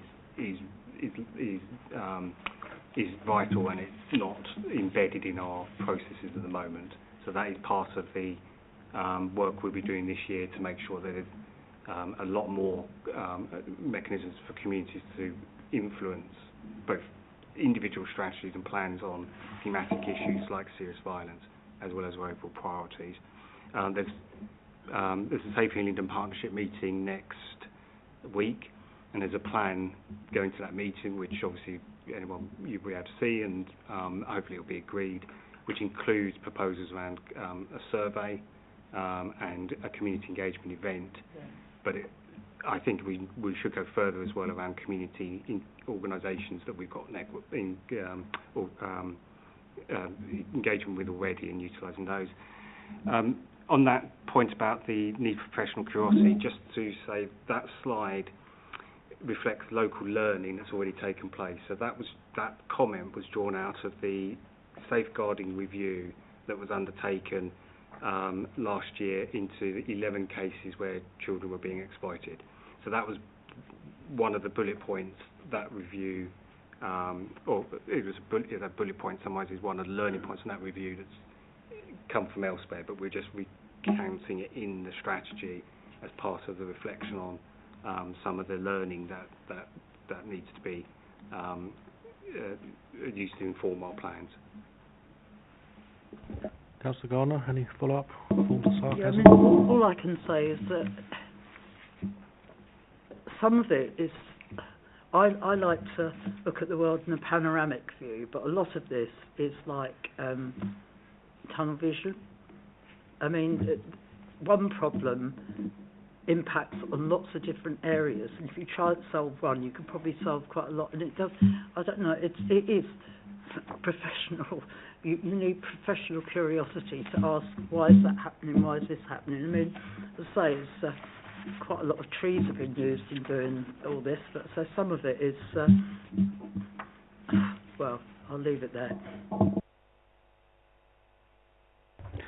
Councillor Small, oh, go on then. Yeah, and I'm more than happy to talk to any staff about how I see life. I mean that. We've had that conversation yeah. before, and I you know you do speak to my team, so that is good. Councillor Smallwood. Thank you, Chair. I just wondered, I can see the chairman of the Hillingdon Safer Neighbourhood Board sits on the partnership, but I just wondered how they could be more integrated. We have the Hillingdon Safer Neighbourhood Board, which is obviously the representative group of the various safer neighbourhood teams and the ward panels. So I just wondered, given that is something, how we're intending to fit those in a little bit more into the work of the partnership, because I agree with councillors on both sides that at the moment there doesn't seem to be a lot of community engagement, but we've got that, and at the moment there seems to be one person, the chair, potentially going along. Should there be some of these people from the partnership coming along to the Hillingdon Safer Neighbourhood Board to give presentations to residents, etc., etc. I'll start there. Yeah, thank you. I don't have a clear answer to that, actually. I think that's a very good point. and as part of that wider engagement, that we should develop better ways of or stronger influence over what we do. It's the Safe Neighbourhood Board obviously sits slightly separately, and is primarily that police focus forum for scrutiny. So I'd have to take that away, and I'd welcome a conversation about what that could look like, as the constitution at the moment of the partnership just reflects the chair of the SMB being the member of the partnership at that point, but maybe there's other points of engagement that could be developed. Chair, I think there's some really important crossover there. I think yes, I know it is there just as the police panel of the police panels, but I think there's some important crossover that is relevant, because the police are not a separate entity. They're working. We've got a partnership body. They're not sitting separately. And on that note, whilst Richard has been desperately interesting and engaging, I don't think this item has worked as well without the police being here. It's not Richard's job to answer for the police. We have a scrutiny role to the police and to other statutory bodies. And I understand they had another meeting this evening, but I can't imagine that meeting just turned up yesterday. So I just wondered if in future we can try and, even if we move the item, because I just don't feel this has worked well without the police. Jan, that's not your fault in any way. I'm not blaming you at all. I wouldn't dare. But I think this would have worked better with the police here. But that's no disrespect to Richard whatsoever, who's been very engaging from the council's perspective. Councillor Spord, you can rest assured, with Liz as my witness, that I have expressed my disappointment that the police have not found the time to come to this meeting this evening, despite being well informed in advance when this meeting was taking place. And indeed, should it happen the next time, I will be pulling the item completely. Councillor Punja. I appreciate that, Chair. Thank you. Thank you, Chair. I just want to kind of take this document and this concept of theory of change, because I am a practitioner of theory of change and have been implementing it in a charity recently. And I just need us to be really careful about how we use new ways of working and how things are implemented, because in the executive summary, we're setting the case for this so-called strategy, and it says the theory of change, in other words, is a comprehensive description of how and why a strategy will deliver success. However, this document doesn't really detail that. It details a framework in which a strategy should be built from, and I think that we need to think about the language, because if the language sets out in that framework, we are looking for that in this document, and I think we need to address that a little bit. And for me, a strategy comes from an understanding, and it comes from an understanding in which throughout this document it states that it requires further engagement or further resources, a further community engagement, further partnership working or whatever. So I just think that maybe this is a starting document. This is a document that creates the framework of what the council and your department would like to see happen, and then the work underneath that is where the strategy is going to come in, of how you're going to tackle those priorities those priorities in the framework that then go into a more detailed plan once you have engaged with the communities and the partnerships necessary. I just feel that maybe this is kind of all pushed together into one space, and using this kind of tagline of theory of change, which I applaud anybody who tries to implement theory of change, because I think it's a really important vehicle. But I just think we need to remember what theory of change actually is, and how it then becomes delivered in a document that then goes to be implemented in reality. Thank you. Noted. That's very helpful. So I agree with your observation about the strategy. The focus was on the statutory deadline of the 31st of January to produce a strategy. There is guidance that we followed in terms of the content. Theory of change is being advocated as one of the models that should be included, and it's kind of expected, though it's not in the guidance, it's kind of expected to be included, but in terms of practical application of it, it's quite a new concept for us. We definitely, absolutely, this strategy firstly is going to be refreshed later this year once we've done the further work I've mentioned, and it will be supported by a plan that has the detail of actually what we're really going to be doing once we've got the insight we need from that further work and engagement with communities to form that plan. Follow-up, Councillor Punjan? If I may suggest that if that's the model that we're going to use in theory of change, which is absolutely powerful in its implementation if you get it right, I would suggest that basically people who are experts in theory of change come in, because I can vouch for the fact that when you have that kind of knowledge coming in how it can be developed out, you create documents and strategies that actually can be then monitored, evaluated and learnt from, which has got to be the process that goes forward. So there are lots of people that do that kind of training, so that people like yourself, people who run departments can actually take that on board. I just think that is really, really vital, because it's such a, and right now it's a changing model as well. So actually what applies to one organisation may not apply to another organisation. I say this with my heart, I totally buy into theory of change. I'm an implementer of it, and I have implemented it in a charity I chair recently, and I've seen the benefit of it, but we need to use our language very carefully around this and know what it is and how it works. There are no other questions to be asked, which is quite good, because we've got other items to discuss as well. So, Richard, thank you for your attendance this evening, and we look forward to seeing you again in the future. You may leave if you wish to do so. Item 7 is our tree planting item, pages 81 to 84. Stuart and Sophie, thank you very much for your patience. There won't be a presentation, you might be pleased to know, so we'll go straight to questions. Is there any question? Oh, there are. Councillor Smallwood. Thank you very much, Chair. As Stuart and Sophie have come, I thought I was. As people may know, I represent Ruislip, and it was an old orchard, and trees from Ruislip built the Tower of London, Windsor Castle and the Palace of Westminster, just to add a little bit of history and fun to this. That's my pleasure for sharing that, Councillor Sullivan. But I wondered just why, given that Ruislip has built so many wonderful things in this country, we've seen such a dip this year in trees being planted across the borough from the previous year. So there was a bit of a dip. Is that because we've not got all the information for the previous year, or is there a particular reason in that dip? So especially in the last few years where we've had our partnerships with Trees for Cities, the overall planting numbers include whip planting. We did a project in Court Park this year, which, due to the size and the nature of the park, enabled us to plant more standards than whips, which is why we've got that dip there. Thank you. Councillor Gohill. Thank you. I was just asking about replacing trees that have been cut down. Firstly, I know this doesn't happen, so I'm not going to ask the question.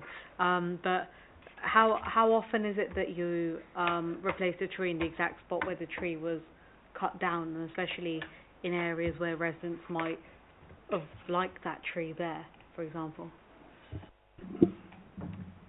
So I'd say we don't hold exact figures on exactly how we've replanted in replacement areas.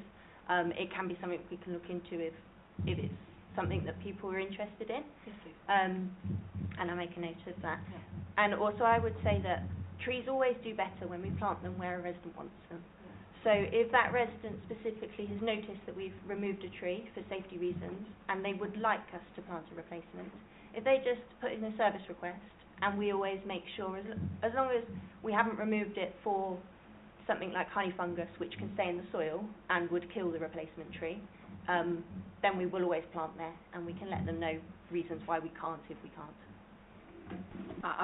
And there are challenges around replacing exactly in the same place, particularly if that's in hard standing and things like that. So we try and get the trees as close as we possibly can, but sometimes it's impossible to plant like for like in exactly the same position.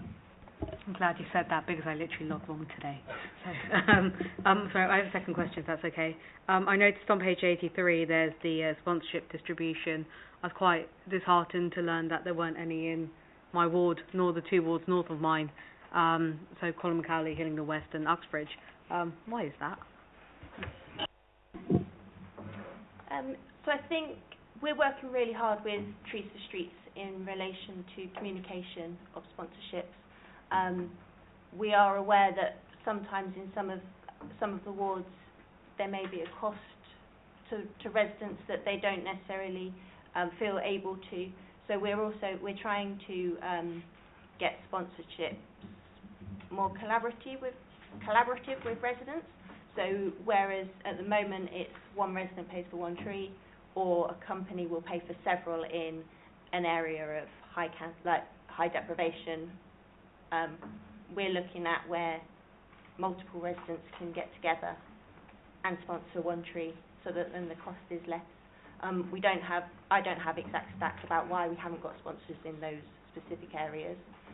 Trees for Streets are looking at they do leaflet drops and things like that, but they're going to try and find a way to see why people click on their platform but then don't sponsor. But it's quite hard to get that data sometimes. Go on then, I'm in a good mood. Thank you, Chairman. Glad we caught Councillor Bridges on a good day. I don't really agree with the answer you just said. And sorry to say, I don't think it's linked to deprivation at all. I mean, there's more, unfortunately to say, there's more depraved wards within Hillingdon that, you know, I'll call out here Pinkwell, that probably is a little bit more depraved, but has 23 sponsorships there. So I don't really see the correlation between the two. Can there not be more of a active effort to even it out across the borough? I notice even in the north, which is supposedly more less depraved, in Harefield villages there aren't any. So is there not going to be more of an active effort to kind of even that out across the board? And if not, why not? Or can there be?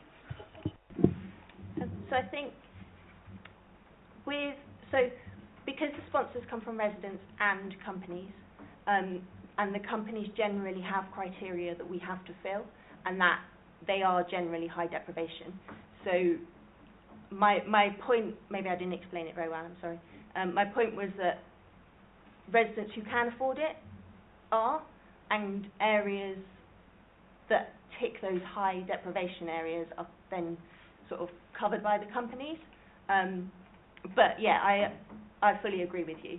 It's a communication and effort that we need to do, and that the map that I provided was just for our sponsorships, so we do try and then even it out with our other in-house planting. And there is an article going in Hillingdon People, in the next Hillingdon People, about Trees for Streets and how people can get involved.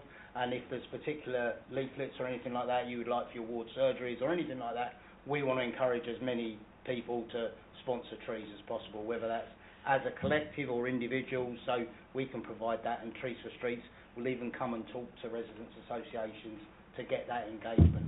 But we do need people to want to sponsor trees for that scheme to work. Thank you. Yeah. Councillor Farley. Thank you, Chair, and thank you for clarifying the map, because I looked at it at first and wasn't sure what I was looking at. It's now looking at it a little more closely. Actually, they're meant to be trees, I think, the pictures. But yeah, I thought it was some sort of graph that was trying to indicate something else. But thank you for that. Partly on that, the sponsorship, is that a one-off fee they're paying, or is that an annual fee they're doing to sponsor? It's one-off. One-off. Okay, thank you. On the table on page 81, it's got the totals of removed and planted. This kind of links into our next agenda item, but what are we talking about in terms of differences? Because we know that whips can take about 10 years or more before they become good at tackling air pollution and whatnot.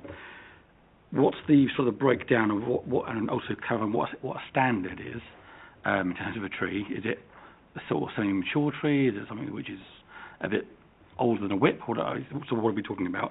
And what's the breakdown of these numbers? Because I'm just curious to know, is the majority of this whips, and therefore we've got to wait 10 years?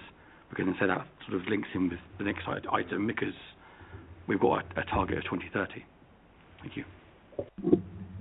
So firstly, a standard is a tree that's anything between sort of 10 centimetres in diameter up to about 20 centimetres in diameter. They're normally about 1.5 to 2 metres tall. They're the ones that we traditionally plant as street trees, and you'll see that they've got 2 stakes. We normally keep our data in whole totals, so I don't have the specific numbers of standards and whips today with me, but I can provide that, that's fine. Councillor Punja?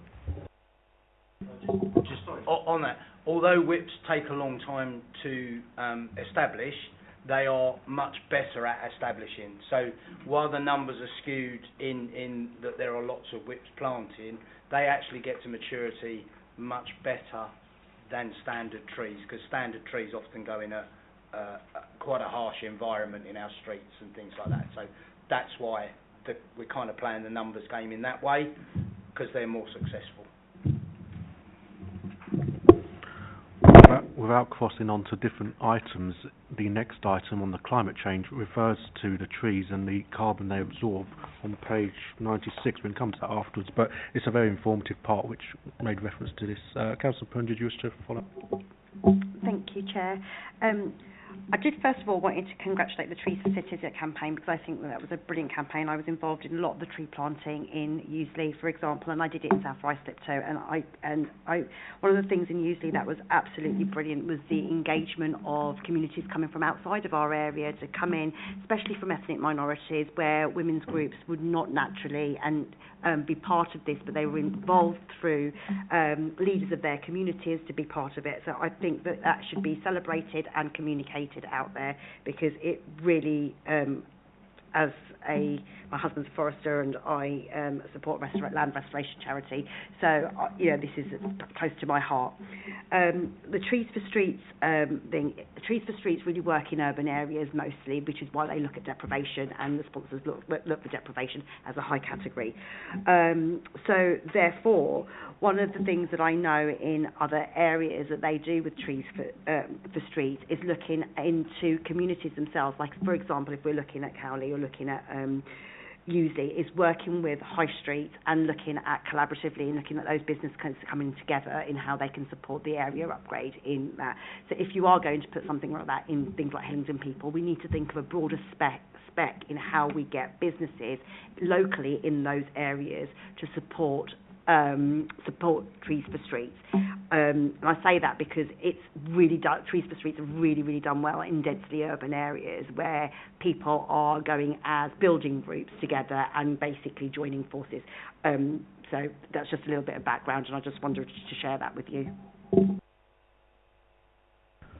Thank you. I cannot see any other indication. Oh, there's always one. Councillor Farley. Thank you, Chair.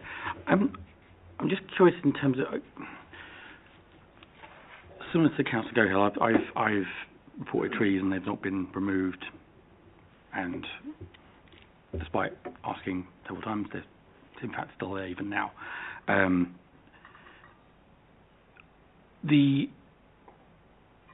What I'm going on to, aside from that, is strategically placing trees and of a certain size.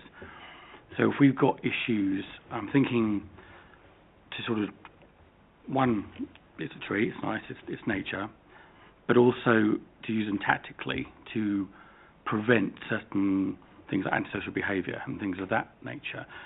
Is that being looked into? Is it done? Because I mean, there's things that I would like to do in my ward to utilise some nature barriers of sorts to prevent certain behaviours from occurring. So we use right tree, right place as our sort of mantra for where we're, and we will look at all of those things. So Sophie and her team have all of those skills, and we'll take everything into account when we're trying. And if we're trying to plant trees for a specific reason, then we can look into that. We've done an awful lot of work around screening of schools, pollution screening and things like that. So yes, we try and take all of that into account. We probably don't get it right 100% of the time, and we certainly haven't in historical times where the wrong tree's been planted, start disrupting the pavement and things like that. But we've also got to look at a street tree as not necessarily going to find maturity, and it has a lifespan. So, and that's a real mind shift for some people to say, because they think that tree should survive its life. then die, then get removed. Whereas sometimes they have 20, 30 years, and then they need to be removed, but they've done an awful good job in the interim. So yeah, right tree, right place is where we're trying to come from. Okay, if I could perhaps close then, I would just like to echo what Councillor Punja said. We attended, myself and Councillor Sullivan attended the Court Park planting, the Trees for City initiative, and we met, I've got a card here actually, Kate Sheldon, the Chief Executive, who was very helpful in informing us on the project. And it's a great initiative, and we see from the stats that the number of tree plants now has just exploded from what it was a few years ago, which is good, and long may that continue. I think there might just be a couple of improvements I would like to suggest in regards to where we plant these trees, and I get why you're planting them in parks because it's a very easy option and it makes complete sense.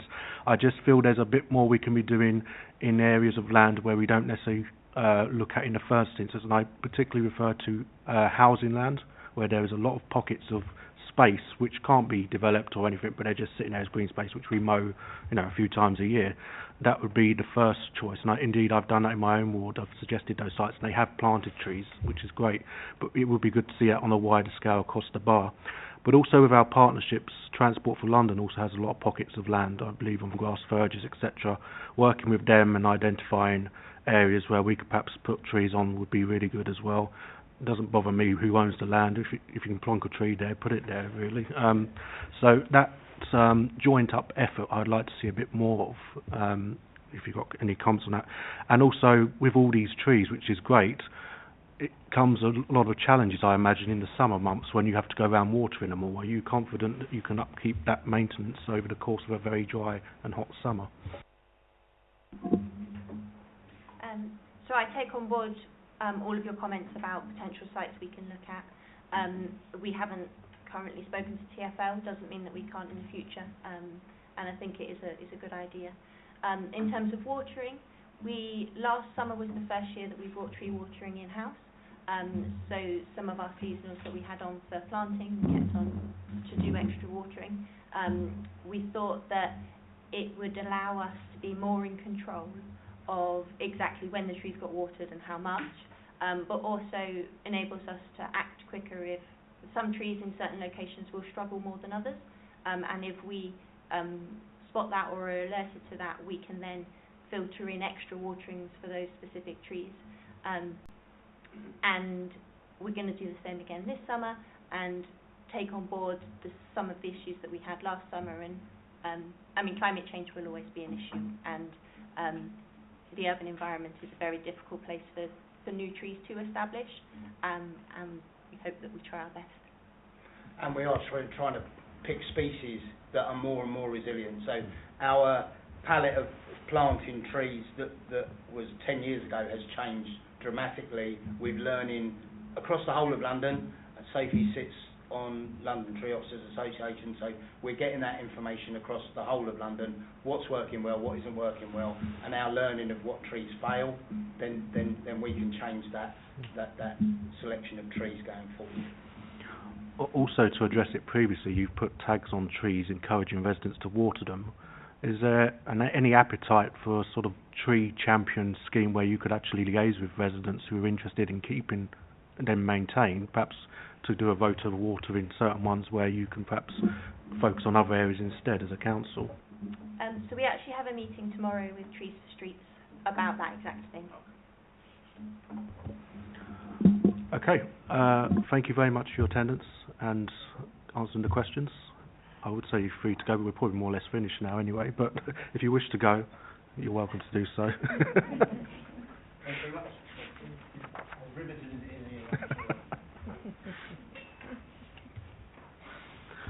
Last but not least, it's going straight to questions, you'll be pleased to know. I don't know if Ian would agree with that, because he's probably planned it and prepared all evening, but Ian, thank you for your attendance. So we now move on to our last item, which is the Strategic Climate Action Plan, pages 85 to 104. And Ian is delighted to join us, and we're delighted that he's here with us as well. So we will go straight to questions. There'll be no presentation, so I'll invite members to submit any questions they have. It would be a great insult if you made him wait this long without asking a single question. Councillor Punja. When it comes down to climate change, Chair, I can't resist myself.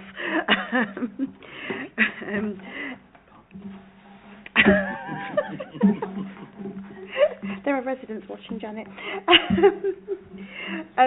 Ian, I am going to have to say this because as an environmentalist I will have to say this. We do know that this strategy relies heavily on carbon offsetting, and I know that this is a local government thing across the board, that carbon offsetting is the way that local authorities are addressing their climate, their net zero remit, or their carbon reduction remit. Okay. However, I think that it also needs to be alerted to, or needs to be owned, that when we are looking at carbon offsetting, we do understand that it's actually unreliable. It's really hard to measure because basically you work at the most lowest emitters, and really the fact that carbon offsetting is kind of, it overestimates the impacts because and in this particular case, when we're looking at council stock, not fleet, and then also not looking at housing stock, so we're only looking at our public buildings, we're not really addressing the actual climate reduction plan in our borough. What we're doing is looking at our action plans for our public buildings, really. So I'm just going to say that because I just think that when we're looking at carbon offsetting, we've really, we know that the world is moving against carbon offsetting to looking at and away from carbon credits now to carbon credible, and we need to just acknowledge that whilst this is a strategy that's moving forward, we need to know what comes next after that.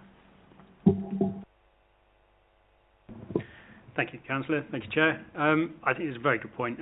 Carbon offsetting is one of those things that I think people have used to try and fudge their carbon footprint. Greenwashing, yes, all manner of terminologies, but yeah, I completely agree with that.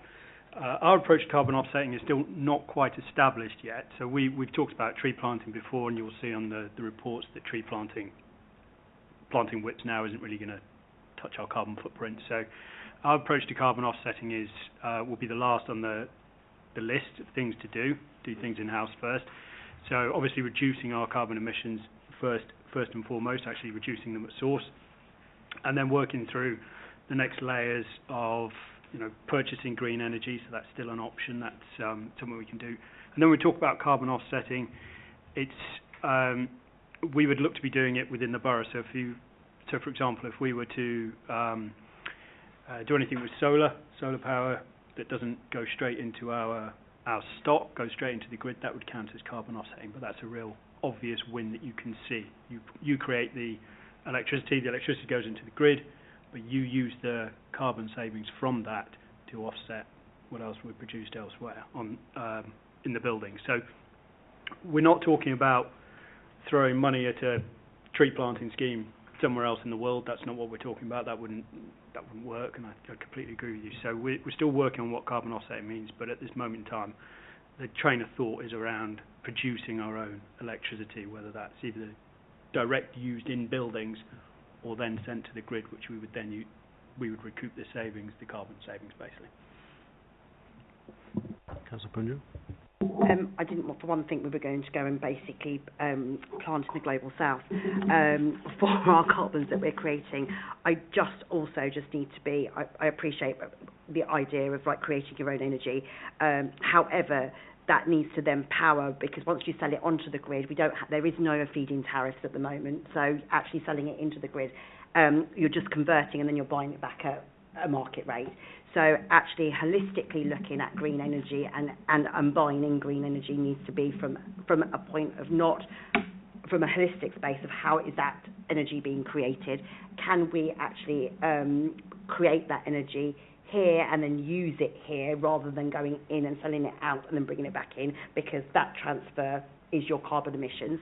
And also the fact that, yes, planting trees is not going to solve this issue, as we know, but there are other ways in which we can start looking, not just if we're only looking at our public buildings, then we have to kind of look at what are we doing in terms of our emissions in those public buildings that are not just about energy but actually about usage and consumption.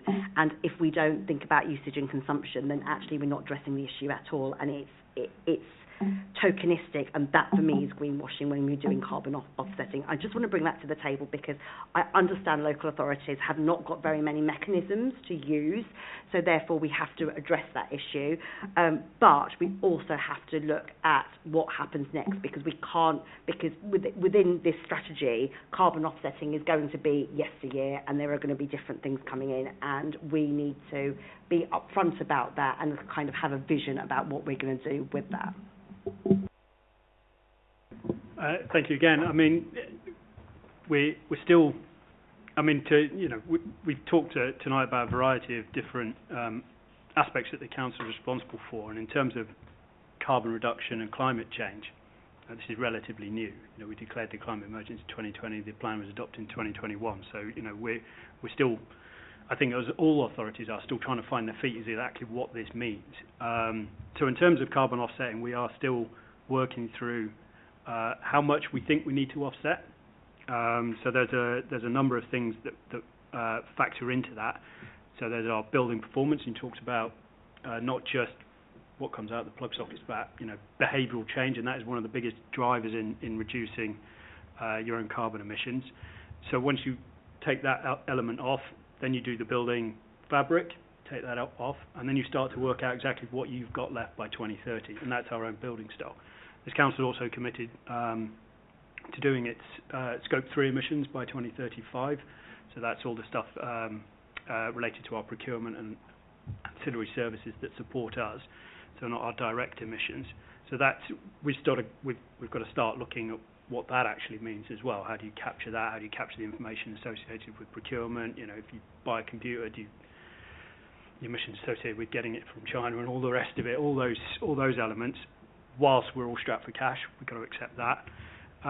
So it is early days, and I think we've made some really good progress to date. I think that's really important to factor in. I think we capturing the information about some of that is still work in progress, and then understanding that trajectory planning, how we get to 2030 target, is still to be done.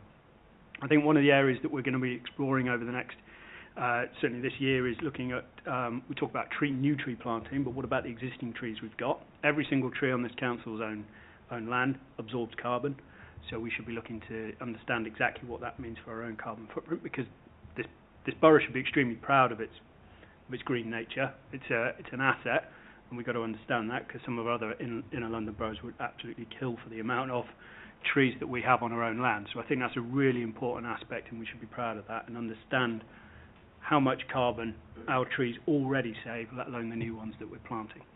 So once you take all that into account, there'll be some trajectory planning, and hopefully we won't have too much carbon to have to offset, because again, those conversations are very difficult as to what that actually looks like. I did it with my side, so I suppose I better do it with yours. And it's valuable, I promise. I just would ask that in your scoping of this and carrying this forward and just thinking about language, that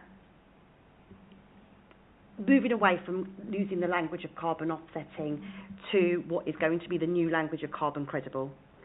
And if that mindset can shift from this point here, knowing that actually we are going to be offsetting at this moment in time, but the vision is to move to carbon credible, which I believe this council should be doing already. But that language already makes the change in how you formulate your documents as well.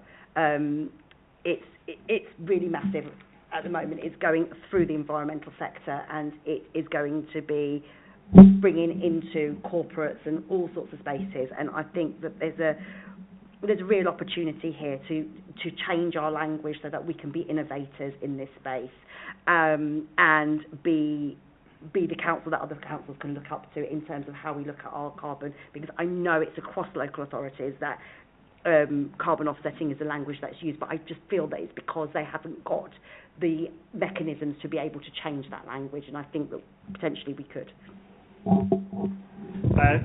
Just a quick response to that, Chair. Thank you, Councillor, again. We're doing the review of the plan this year, so that's a really good opportunity to take stock of where we've got to so far, some of the things we've committed to. Do we still commit to them next time? Changing the language around some of this. You're absolutely right. I mean, carbon offsetting has now got there's almost an element of, it makes you wince sometimes when you hear it. We've got to explain what we mean by that. And I think the review of the plan is a prime opportunity to just take stock and do as you say. Councillor Smallwood. Thanks. I think the UK has a proud record generally on carbon emissions. I was reading the other day that we're going up the lowest carbon emissions since 1879. That's when the second industrial revolution started. That's a long time ago. Emissions are now down 53% since 1990. So I think UK and Hillingdon should lead not only just London but the world on this kind of stuff. And that's why I was a bit confused why some things lie outside of some of our climate action plan, especially around the offsetting in our housing stock. That doesn't seem to be included, and I just wondered why. Is there a particular reason we didn't include include the offsetting that we can do on our housing stock, whether that be changing old boilers or making homes better insulated? Again, it's. I mean, we should be looking to reduce the carbon and the energy performance of our housing stock anyway. It comes down to what we define as carbon offsetting. So some of that work would have to be captured for the 2035 target anyway, in which case you end up double counting. So you save it this time round in a house to say that's what that offsets the carbon produced in the civic centre, for example, and then you get round to looking at your 2035 target and you count the same amount of carbon in that house again. So that this is where it becomes really difficult to truly understand carbon offsetting. And this is the point that we were just talking about with Councillor Punja over those, that is when you start getting to, well, hang on, you're double counting, it becomes a bit iffy. We haven't counted our housing stock in the original 2030 target because we don't necessarily have control over all that energy. But that's not to say that we're not doing anything, and then you'll see in the report some of the good work that we're doing around the HRA stock as well. So the discussions around carbon offsetting will come to a head over the next couple of years as we start to do trajectory planning to work out just how much carbon is left, and there will be some. For example, the gas usage around the crematorium and everything like that will still be in play at that time. So there will be a carbon footprint left for this council, and it's how you define carbon offsetting at that point. Thank you, Chair. How do we work with sort of the private sector and big business to kind of to do a lot of this? I'm going to declare a slight interest that I'm actually looking at this in a work capacity at the moment, but I'm just interested in how we can use, a lot of these companies actually can make gains bizarrely by supporting carbon offsetting and doing stuff with councils or sorry, apologies, I will not use that. What was it? Carbon? What was the? I can't remember what the term we prefer to use. Carbon credibility, carbon credits. They can actually buy carbon credits or get carbon credits by. Sorry. Okay. All right. Well, whatever the right language is, I think we're on the same. Words are not important. Getting it sorted, I think, is the most important thing for sure. But I just wondered how we can work with big businesses, energy companies, because they can get a yield and a benefit from this that we can use to our advantage to kind of support our housing stock, support some of the buildings that you've spoken here, etc., etc. So at this moment in time, as I said before, this is new to the council in effect. So our primary objective was to get our own house in order. So we're, and that's through mainly grant funding and things like that. So the public sector decarbonisation scheme that's going on, you hear the noise in the civic centre at the minute. That's all funded through from the government. And you'll see in the report at the back there is sort of an analysis of the commitments we made in the action plan. And one of the key areas that we've been a bit inward looking up to date, and that's no apologies for that, because that's about getting your own house in order. So the next step, once we've completed that sort of element of just being comfortable with where we are in-house, is to then go out to the big businesses, other places to see working with partners to see where we can go with that. And one of them, we've already started tentative discussions with Brunel University and Heathrow Airport Limited as well, who obviously massive emitters, and what they can do locally to offset. Sorry, Councillor, but at this moment in time, it is become carbon credible. Yes.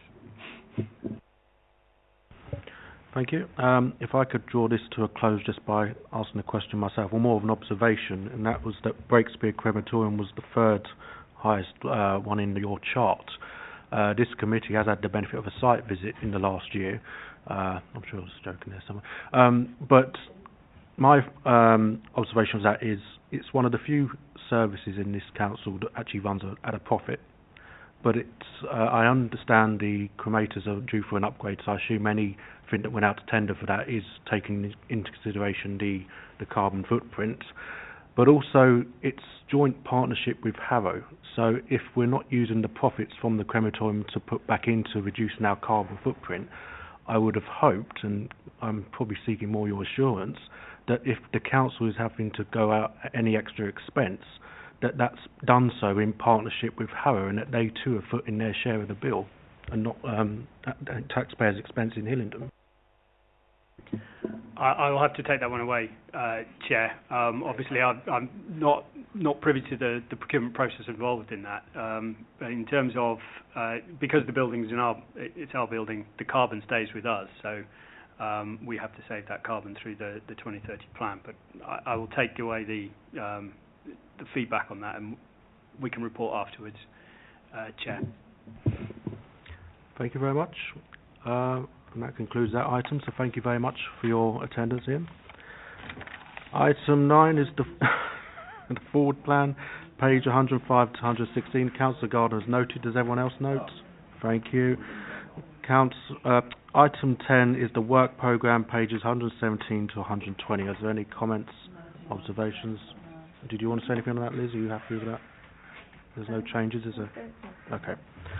Right, in that case, thank you very much for your attendance this evening. The meeting is now closed at 11 minutes past 9. Thank you very much and good night.